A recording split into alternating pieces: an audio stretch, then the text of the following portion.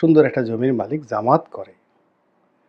কিন্তু এখন ওই যে তার জমিটা যে দখল করতে হবে, এজন্য বলা হবে ও জামাত করে না, ও আওয়ামী লীগ করে। এজন্য ওই জায়গা দখল করার জন্য তাকে একটা আওয়ামী ট্যাগ বসাতে হবে এবং এইভাবে প্রায় সব ক্ষেত্রেই প্রাগৈতিহাসিক ইতিহাস তৈরি করা হচ্ছে এবং যেখানে আওয়ামী লীগ রয়েছে, আওয়ামী লীগের নাম রয়েছে, সেখানে একটা করে কফিন তৈরি করা হচ্ছে।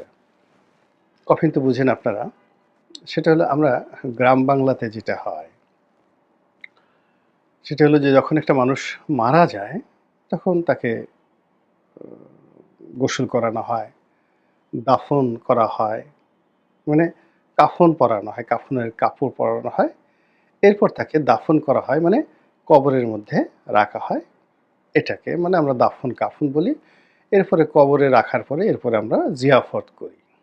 মানে সেই মৃত্যুর যে কষ্ট সেটা ভুলে যাওয়ার জন্য আমরা খানাপিনার আয়োজন করি। পোলাও, কোরমা, রোস্ট। এখন আমরা আগে যেভাবে জিয়াফত হতো তাতে সাধারণত গরু বা আ মানে যাকে বলা হয় খাসির আ মাংস রান্না করা হতো, ডাল ভাত।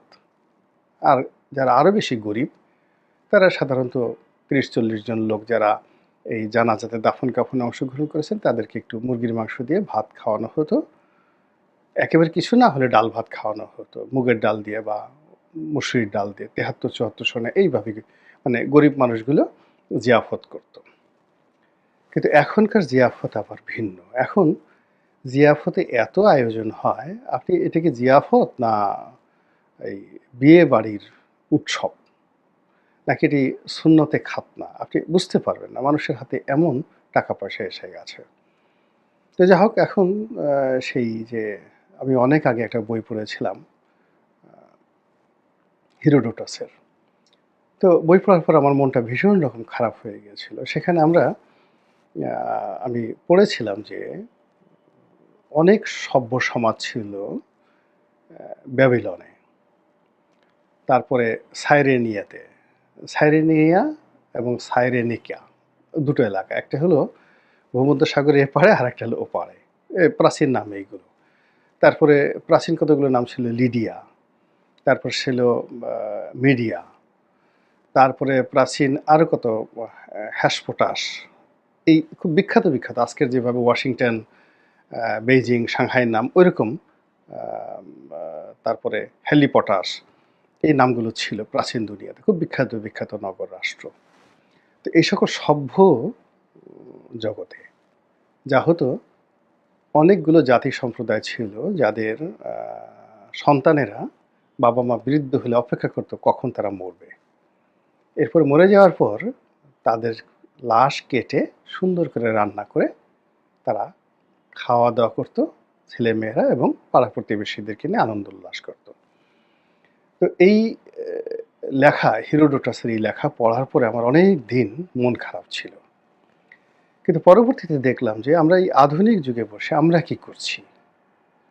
একেবারে সবচেয়ে প্রিয় সন্তানটি মারা যাচ্ছে, মা মারা যাচ্ছে, বাবা মারা যাচ্ছে। তাকে কবরে রেখে আমরা চল্লিশা করছি, কত কিছু করছি। পোলাও খাচ্ছি, কোরমা খাচ্ছি, হাসাহাসি করে কথাবার্তা বলছি। তো খুব বেশি পরিবর্তন কি না? তো এইরকম মানে মানুষের যে অমানবিক আচরণ, চালচলন, দৃষ্টিভঙ্গি এটা পরিবর্তন হয়নি। আমাদের প্রযুক্তি এসেছে, নতুন ভবন এসেছে, বিল্ডিং এসেছে কিন্তু আমাদের পরিবর্তন হয়নি।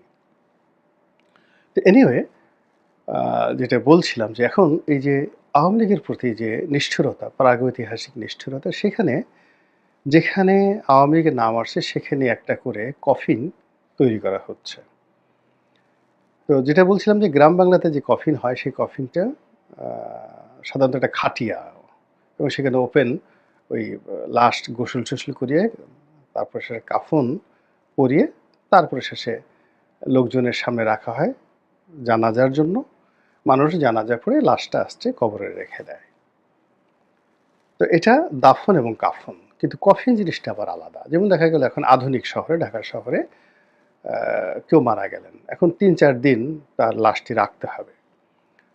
তখন সেই লাশটি একটা বিশেষ বাক্সের মধ্যে সংরক্ষণ করা হয়। বাক্স, সেখানে চা দিয়ে, চিনি মানে গুঁড়ো, মানে চা পাতার গুঁড়ো দিয়ে, কেমিক্যাল দিয়ে লাশটা যেন পচে না যায়, এজন্য কফিন তৈরি করা হয়।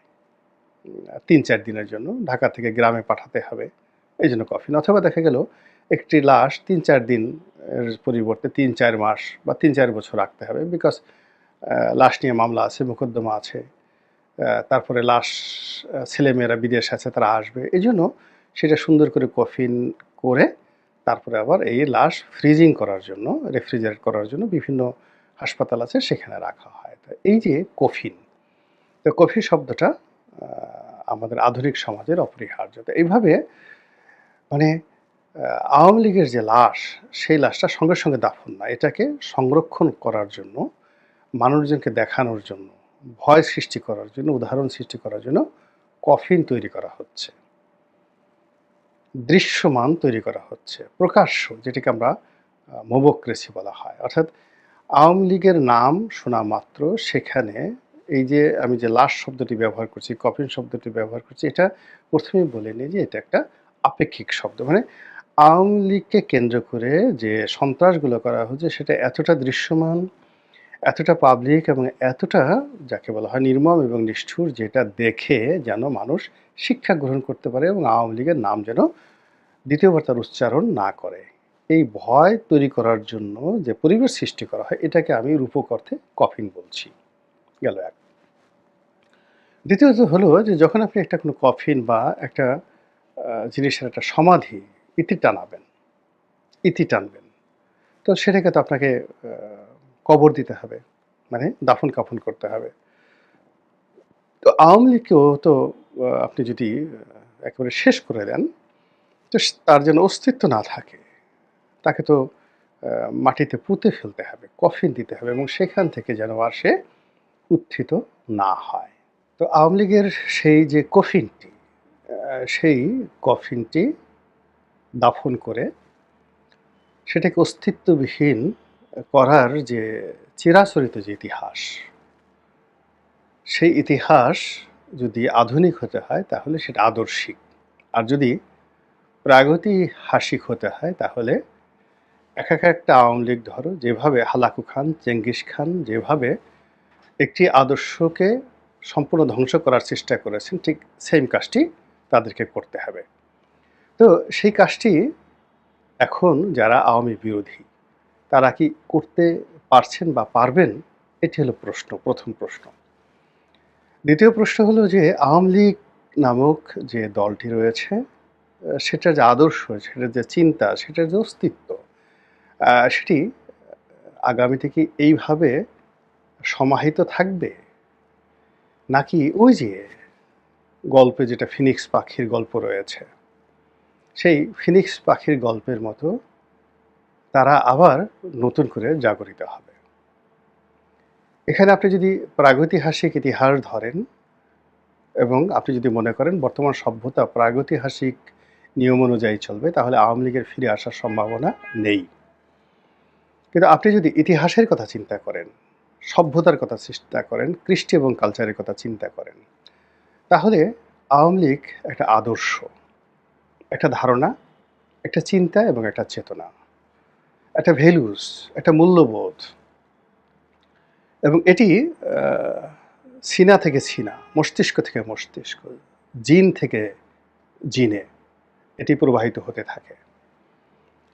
এবং সেটা যদি এইভাবে প্রবাহিত হতে থাকে, তাহলে আগামীতে যে শিশু জন্ম নিবে, আগামীতে যে মানুষের বোধ হবে, আগামীতে যে মানুষের রাজনৈতিক ইচ্ছা জাগ্রত হবে, আগামীতে যে রাজনীতির ইতিহাস পড়বে, তাকে ইচ্ছাই হোক অনিচ্ছাই হোক আওয়ামী লীগের এই নামটি শুনতে হবে। এবং আওয়ামী লীগের এই ইতিহাসের সঙ্গে, ইতিহাসের ধারাপাতের সঙ্গে তাকে সামঞ্জস্য বিধান করতে হবে এবং কোনো একটা সময় তার মধ্যে যদি হঠাৎ করে জাগো বাহে কণ্ঠে সবাই, এরকম একটি স্লোগান চলে আসে, তাহলে সেটাই হবে এ যুগের ফিনিক্স পাখি। আল্লাহ আমাদের সবাইকে হেদায়েত দান করুন এবং হেফাজত করুন।